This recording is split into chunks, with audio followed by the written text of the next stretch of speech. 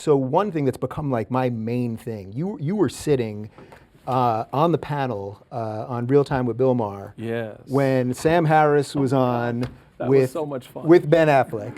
I'm my assuming God. most of you guys are probably familiar with what happened, but basically, That was so much fun. yeah.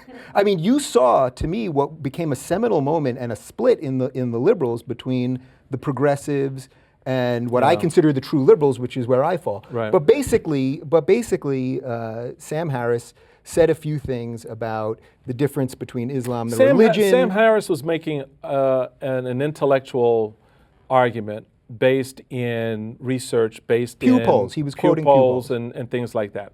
So that's the jump off point.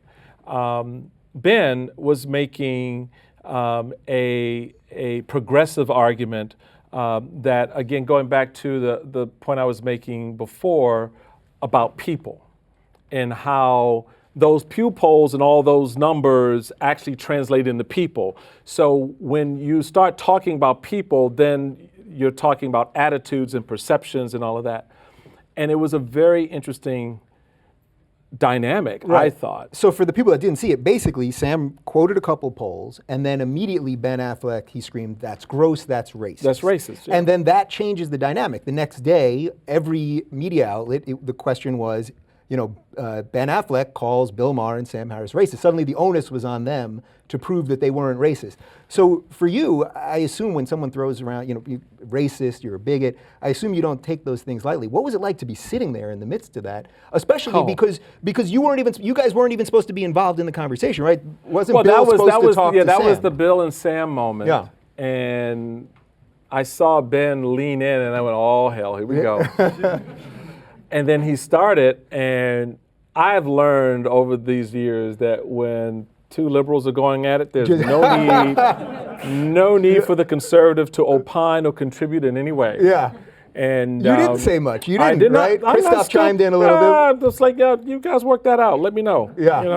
But what was your takeaway from that? My takeaway from it was I understood, and when I did speak, what I tried to get on the table was, you're both right, and you're both reflecting exactly what's going on in the broader population. That we see these numbers that reflect some events or what's going on. We look at extreme actions by an extreme group of people, and we pejoratively project it over everybody in that particular class of people. So you had this dynamic. Even though you understood that Sam wasn't really doing that. No, but you're he saying was, the message. The message. Right. No, Sam was not doing that. And Sam was just, just looking at, these are the numbers. This is what this is reflecting. This is what people are saying. This is what the poll says. But this is, again, it speaks to the dynamic of our politics, of we immediately go to the personal. It became intensely personal. When you label the charge, or you throw out the charge, you're racist, or you even infer that's an intensely personal moment in that conversation, in which, when it comes my way, all bets are off, because it's your ass and me now. This is one-on-one. Look, I've been called an Uncle Tom. I've had Oreo cookies thrown at me. I've gone through this. I know what this ugliness in politics is about, and even more broadly.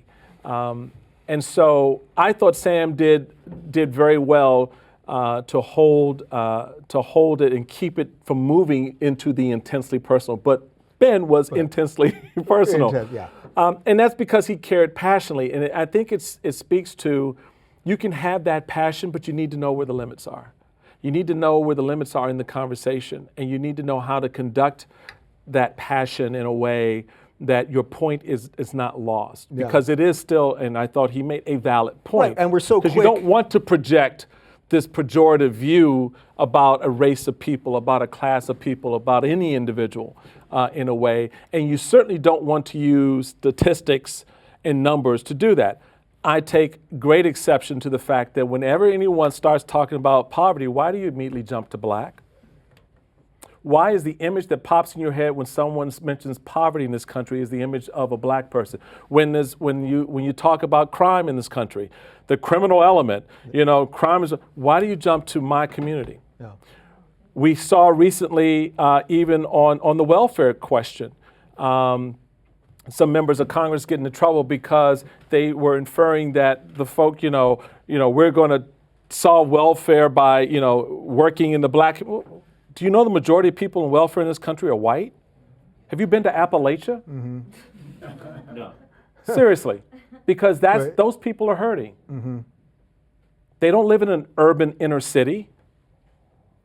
Why is their pain and their suffering and their poverty less important for focus and emphasis, particularly when they're part of the majority? Yeah. So that's sort of the danger So of that's the identity danger. politics, That's right? the danger. Yeah. When you start pejoratizing and start speaking about a group of people in a way in which you clearly don't know what you're talking about, Yeah. because you're not reflecting what's really going on. I live in one of the wealthiest the wealthiest black county in the country. Period. So when you start talking about poverty, that's a whole different conversation when you come to where I live. So you can't paint that, you can't use that brush the same way you use it when you're talking about the folks somewhere else. So that's Sure. the problem people get into when they start doing that sort of, stereotyped conversation about white folks, black folks, poor folks, rich folks. Yeah. All right. Well, they gave me the wrap thing here. So last thing, I'm putting you on the spot. Why don't you jump back into politics? Because I've sat here with you and exactly the reverse of what I saw with Scott Walker. Really. I mean, I know you believe in what you're saying. I may not agree with you on everything, Right. but you get the system.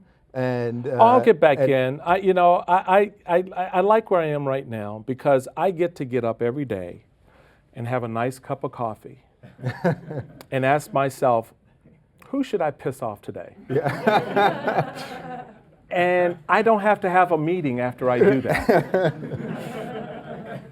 So I kind of like the space. I love the national dialogue. I want to be a part of the national dialogue as you are. Yeah. And I think that's a good space right now as long as I'm able to do it. I appreciate MSNBC for giving this conservative voice an opportunity to kind of come out and say, with my buddy Chris Matthews. Okay, Chris, hold on just a second. Can I talk now? Can I get it? But is he spitting as much as it appears when he's yelling? No. It seems like there's a lot of spit. I love Hardball. It's a great show. It's a great political discussion, and he's a very smart guy, and it's very smart, intelligent conversation, and we need a lot more of that in our politics. Yeah. Well, I hope you guys appreciate what I think was a smart, I appreciate intelligent you guys coming conversation. out. Thank you. And thank you for Thank doing you, man. this. I really appreciate it. Thank you.